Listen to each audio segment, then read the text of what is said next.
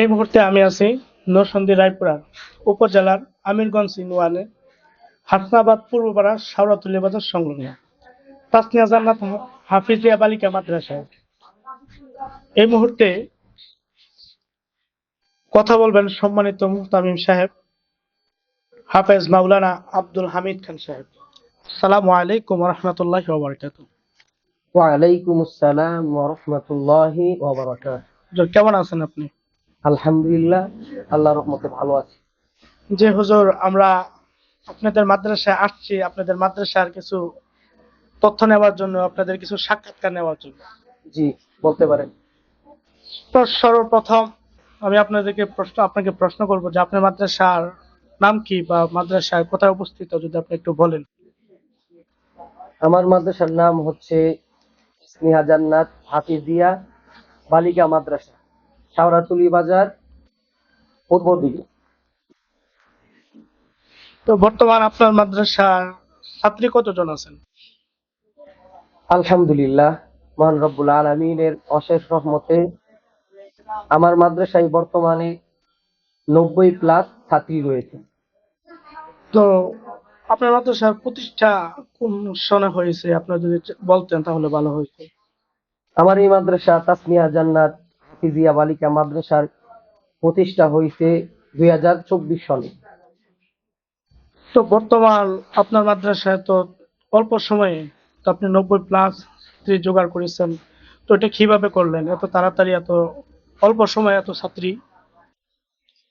এটা কি আমরা জানতে পারি? জি জি, অবশ্যই। উক্ত মাদ্রাসার সম্মানিত প্রতিষ্ঠাতা জনাব মোহাম্মদ শাহরাজ মিয়া, ওনার অক্লান্ত পরিশ্রম এবং এলাকাবাসীর উদ্যোগে আমি ও আমার সহকারী যোগ্যবান শিক্ষক এবং শিক্ষিকার কারণে। ও আচ্ছা, তো আপনার মাদ্রাসার শিক্ষক এবং শিক্ষিকা আমরা জানতে পারি কতজন রয়েছে? আলহামদুলিল্লাহ, জেনে অত্যন্ত খুশি হবেন, যেহেতু আমাদের মাদ্রাসাটা এই বছরে নতুন ভাবে প্রতিষ্ঠিত হয়েছে, তো আমরা বর্তমানে মাদ্রাসার ভিতরে 10 জন শিক্ষিকা রয়েছে। আলহামদুলিল্লাহ। তো মাদ্রাসা পরিচালনা বর্তমানে আপনি কিভাবে করতেছেন বা সুযোগ সুবিধা কেমন দিতেছেন, এটা কি জানতে পারি?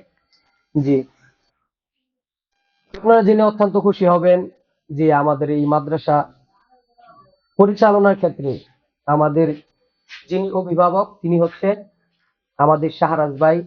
এর পাশাপাশি এলাকার গণ্যমান্য ব্যক্তিবর্গগণ এবং শীর্ষ দেশের স্থানীয় ওলামা ইকরামের পরামর্শে আমরা আমাদের মাদ্রাসাটা পরিচালিত করতেছি।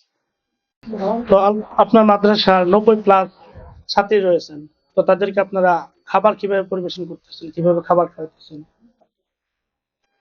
আমাদের মাদ্রাসায় যে ছাত্রীগুলো রয়েছে তাদের খাবার আমরা পরিবেশনা করতেছি এমন ভাবে যে আমার মাদ্রাসা হচ্ছে 2 ভাগে বিভক্ত, আবাসিক অনাবাসিক।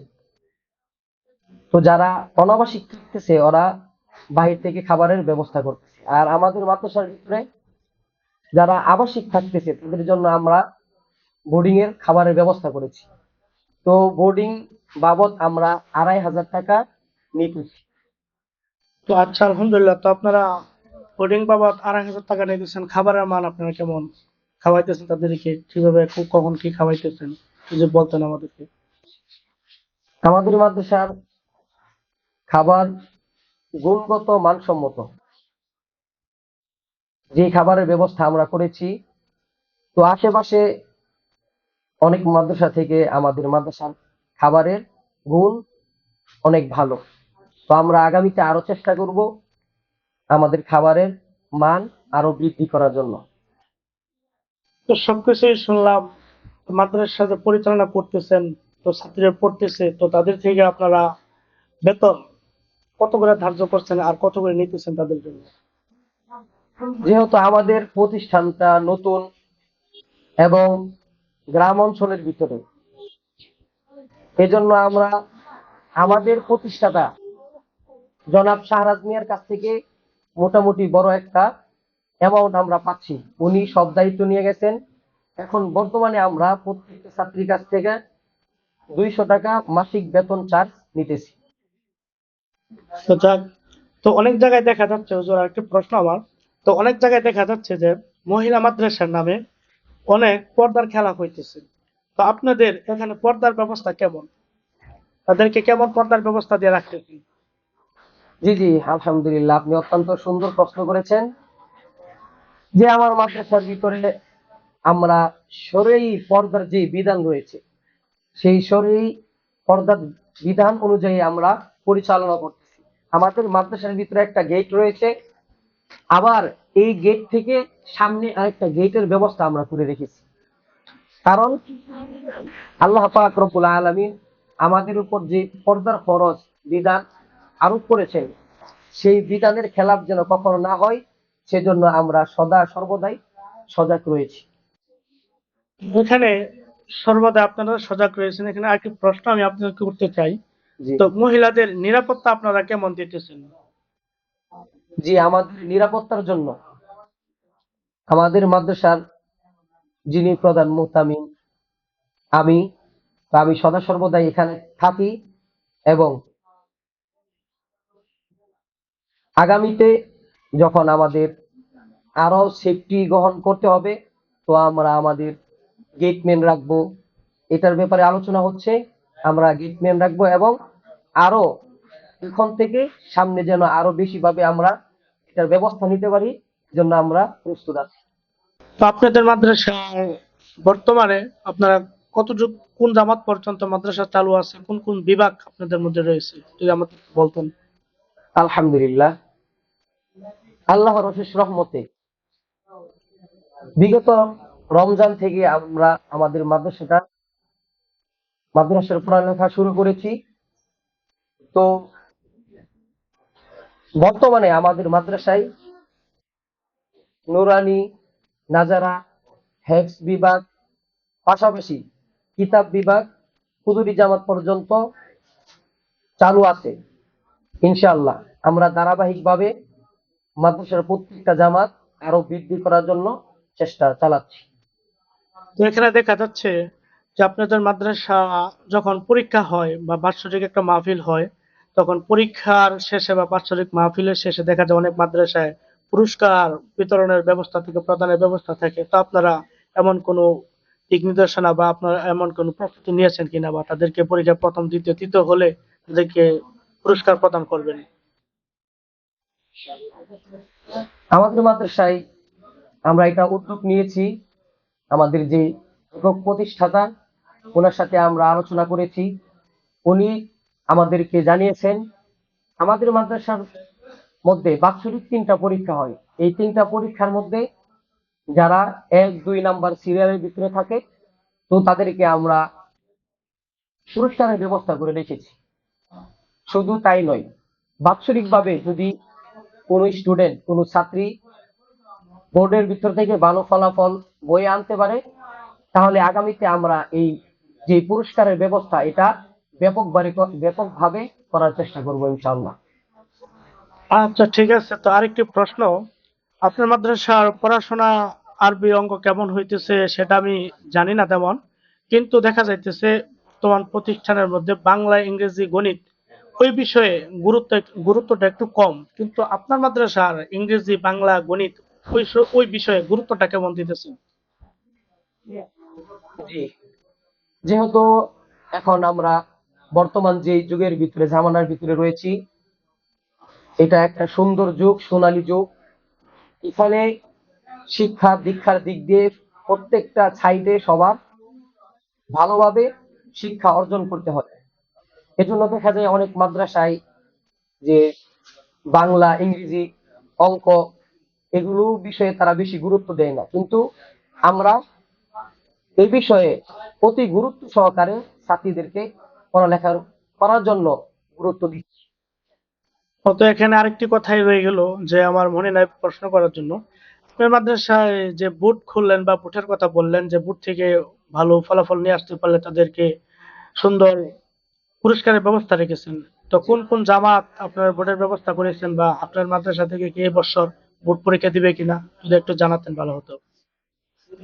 জি অবশ্যই, আমার মাদ্রাসা থেকে বর্তমান এই বছর মিজান জামাত, নাহবিমির, এই দুইটা জামাত আপাতত এই বছরের ভিতরে বোর্ডের ভিতরে অংশগ্রহণ করবে।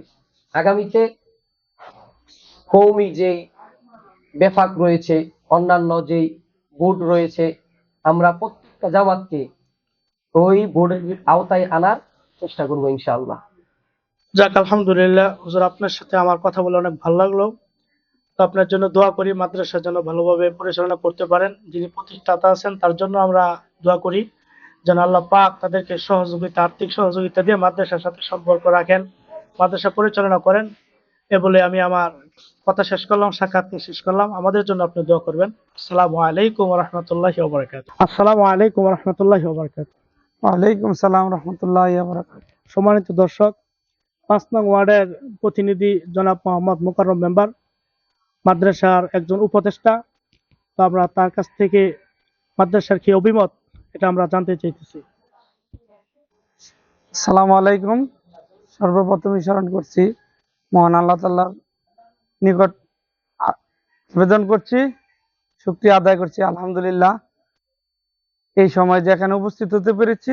আর বিশেষ করে এই রায়পুরা উপজেলা আমিরগঞ্জ ইউনিয়ন 5 নং ওয়ার্ডের ভিতরে তাসনিয়া জান্নাত বালিকা মাদ্রাসায় আমি এখন অবস্থান করছি। এই মাদ্রাসাটা মূলত যে প্রতিষ্ঠাতা হাজী মোহাম্মদ শাহরাজ ভাই, উনি আমাদের সাথে অনেক বছর যাবৎ লালন পালন করতেছে মাদ্রাসা করার জন্য। ওনার মনে আশা, মানে পরকালে যা কি পাওয়া যায় ওই জিনিস নিয়ে আমাদের সাথে আলোচনা করছে, আমাদের সাথে মত বিনিময় করছে। পরে বলছি হাসনাবাদ পূর্ব পাড়াতে কিন্তু একটা মহিলা মাদ্রাসা নাই, আপনি এটা করলে মনে হয় পরকাল এবং আমরা যারা আছি আমরা নাজাতের কিছু ফয়সালা পাবো। এই বলে আমরা একটা ঘরোয়া মিটিং করে আমরা এই মাদ্রাসার পরিচালনা এবং মাদ্রাসা করার উদ্যোগ নিচ্ছি। মাদ্রাসা করার মূলত উদ্যোগ হলো আমার এলাকাবাসী এবং এলাকার বাইরেরও মা বোন যারা আছে, যারা মহিলারা আছে, ইসলামী শিক্ষা যাতে সুশিক্ষিত হতে পারে, এই আমাদের চিন্তাধারা ছিল। আর শাহরাজ ভাইয়ের যে চিন্তাধারা, ওনার কিন্তু আসলে এখান থেকে বেনিফিট পাওয়ার জন্য না, উনি আসলে মূলত ইসলামকে লালন পালন করার জন্য, অন্তরে ধারণ করার জন্য, মূলত ওনার পরকাল যাতে মানে সুন্দরভাবে চলে বা ওনার পরবর্তী যারা ওনার বংশধর আছে সবাই যাতে এটার সবের ভাগী হয়, এই কারণে ওই মাদ্রাসাটা করছে। আমি মেম্বার হিসাবে বলতে চাই, এলাকাবাসী যারা আছেন সবাইকে নিয়ে তো সব কাজ করা সম্ভব না। আমি চাই যারা উপস্থিত ছিলেন, যারা উপস্থিত ছিলেন না, সবাই এলাকার গণ্যমান্য ব্যক্তি, এলাকার একবারে সুশীল সমাজ থেকে নিয়ে নিচু যারা আছেন, একবার কর্মস্থল যারা কৃষি, সবাই মিলিতভাবে আমরা এই কাজটা করব। এই মাদ্রাসাটা যাকে হাসনাবাদ পূর্বপাড়া আজীবন শব্দে, এই হাসনাবাদ পূর্বপাড়া এই মাদ্রাসার কারণে যাতে আমাদেরকে চিনে এবং দেশে না এবং বাইরে যাতে এটার নাম সরে যায়, এই বলে আমার বক্তব্য শেষ করলাম। আসসালামু আলাইকুম রহমতুল্লাহ বারাকাতুহু। আসসালামু আলাইকুম রহমতুল্লাহি ওয়া বারাকাতুহু। ওয়ালাইকুম আসসালাম রাহমাতুল্লাহি ওয়া বারাকাতুহু। ভাই ভালো আছেন? আলহামদুলিল্লাহ, আল্লাহ পাক রব্বুল আলামিন যথেষ্ট ভালো লাগছে। তো এখন আমরা মাদ্রাসার যিনি প্রতিষ্ঠাতা তার সাথে কথা বলবো, জনাব মোহাম্মদ শাহরাজ ভাই।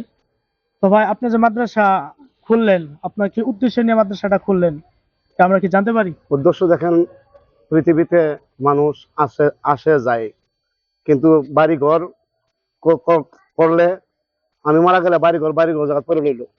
যদি আমি পরকালের জন্য কিছু একটা করতে পারি, এটা আমার জীবনের সার্থকতা। তো বিগত আমি 23 বছর যাবত সৌদি আরব আছি, সৌদি আরব ব্যবসা করতেছি আলহামদুলিল্লাহ।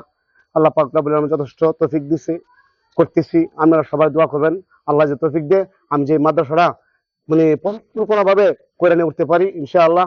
আল্লাহ যদি বাসা 2025-এ চেষ্টা করবো ইনশাআল্লাহ। আল্লাহ যদি তৌফিক দে, আমি এই সামনের যে প্রশ্নের যে ঘরটা আছে এটা ভাঙ্গা 4 তলা ফাউন্ডেশন দিয়া ইনশাআল্লাহ আমার তোলার উদ্দেশ্য আছে ইনশাআল্লাহ। বাকি উপর আল্লাহ ইচ্ছা, রব্বুল আলামিন যদি আমার তৌফিক দেয়, আমি ইনশাআল্লাহ চেষ্টা করব। এবং সবাই এলাকাবাসী যারা আছে সবাই একটু দোয়া করবেন আমার জন্য, যাতে আমি এই মাদ্রাসা করতে।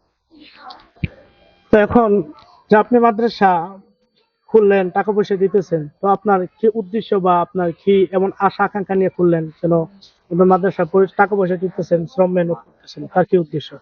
উদ্দেশ্য দেখেন, পৃথিবীতে কেউ স্থায়ী না, আসে যা, কিন্তু পরকালের জন্য কিছু একটা করে যাবার চিন্তা ভাবনা করতেছি, যাতে আমি অর্থ সম্পদ করলাম, বাড়ি মানলাম, ঘর মানলাম, ঘরের জায়গায় ঘর তো বাড়ির জায়গা বাড়ি থাকবো, আমি কি পাইলাম?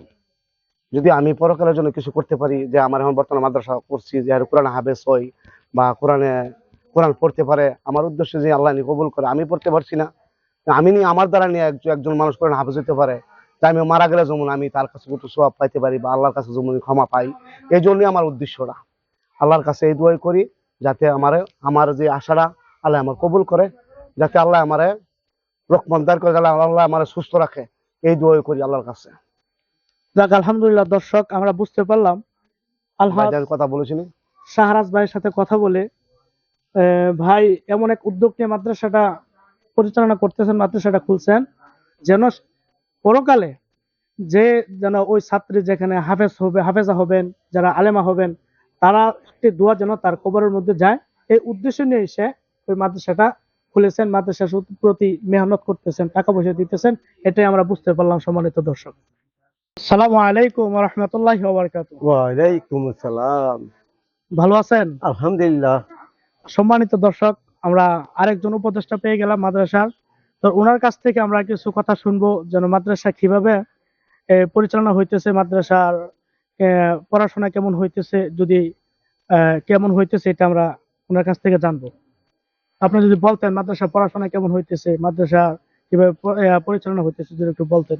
ইনশাল্লাহ মাদ্রাসা অনেক ভালো চলতেছে। আমরা চাই মাদ্রাসা আরো উন্নত হোক। আমরা চাই মাদ্রাসা যে ছেলেমেয়েরা দিন শিক্ষা করুক। দুনিয়া দিন শিক্ষাটা বড় জিনিস, প্রত্যেকের দরকার ছেলেমেয়েরা দিন শিক্ষা করার জন্য। দিন যদি মা বাবা যদি শিক্ষা না দেয়, একদিন না একদিন ছেলেমেয়েরা বাপ মার উপরে ফাড়া দিয়া যাবে। এই বাপ মার দায়িত্ব। এই মাদ্রাসা আসলে আমার বাগিনা করছে, আমরা অত্যন্ত আনন্দ। আমরা নিজের ছাত্র দিব আর আনার চেষ্টা করবো। মাদ্রাসা করার পরে আমরা খুব আনন্দিত হয়েছি। আচ্ছা। আসসালামু আলাইকুম।